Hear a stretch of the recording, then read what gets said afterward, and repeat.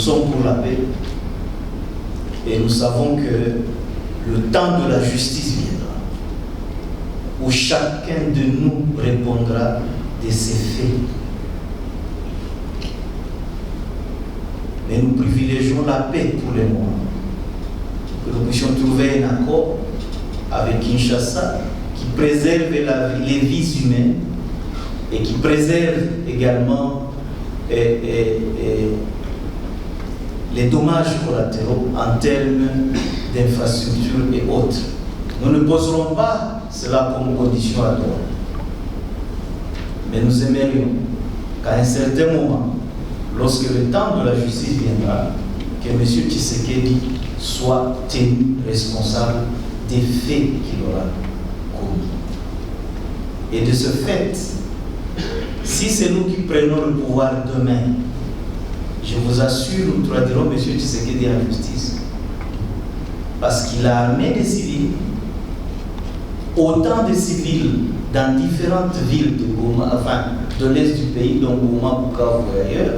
Vous avez vu les photos des enfants qui portent la tenue des FARDC et qui sont armés et qui sont prêts à tirer sur des soldats professionnels qui ont été formés, bien formés, alors que les enfants n'ont jamais appris le maniement des armes et qu'on leur donne une arme pour ça, et qu'on leur fait porter une tenue militaire pour que ce soit eux qui défendent la ville.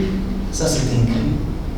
Lorsqu'on recrute des jeunes gens au sein de l'armée, on leur dit qu'ils deviennent des forces réservistes de l'armée régulière. On les amène dans un centre de formation. Ils font quelques semaines là-bas. Après, quand ils viennent sur les champs de bataille, ils ne savent même pas armer leur arme. Et ils doivent se référer à des civils pour leur montrer comment on tire.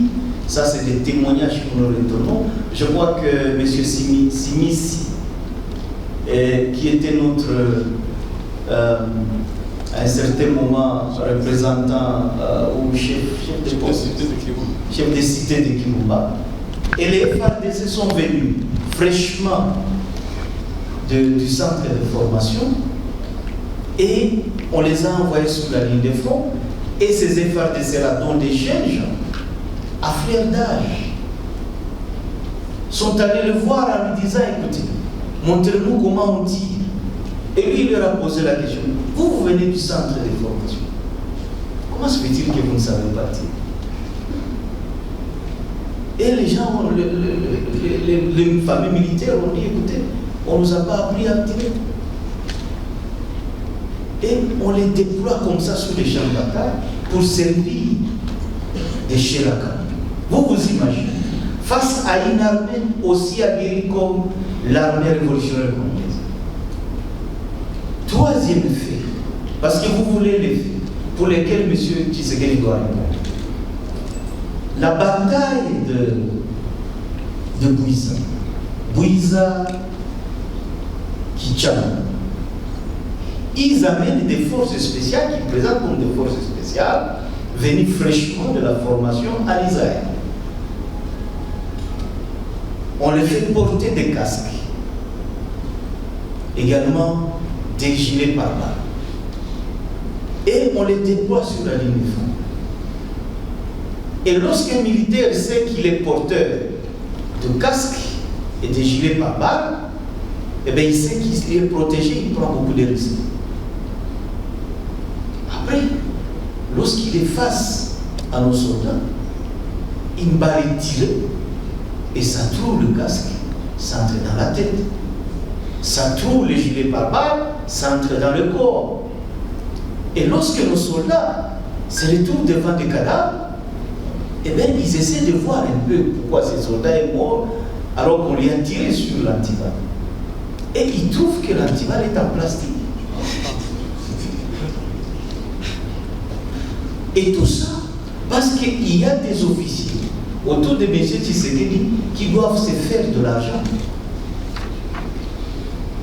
Ils envoient notre jeunesse à la mort. Je pense que ces gens le font. Monsieur Tshisekedi doit répondre. Et nous, je peux vous assurer, si nous prenons le pouvoir, nous ferons répondre M. Tshisekedi de ces gens le font.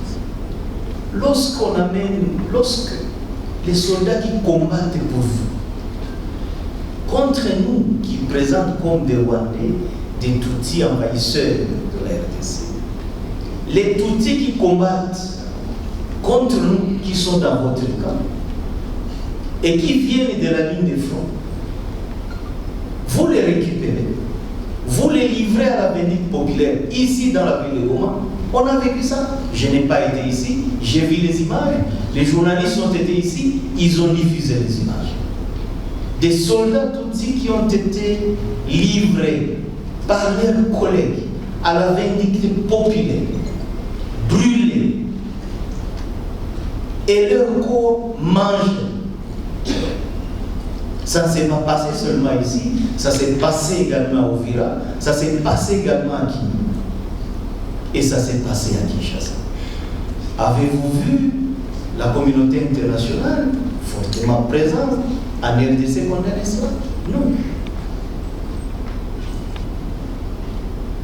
Tshisekedi, c'est le bébé qu'on doit babysitter. On doit babysitter parce qu'il détient l'or, le diamant, la cassiterite, le cobalt, ainsi de suite, que tout le monde raffole. Et on lui donne le permis de tuer qui il veut. Et personne ne le condamne. Nous nous disons non. Viendra le temps où ce monsieur va répondre de ses actes.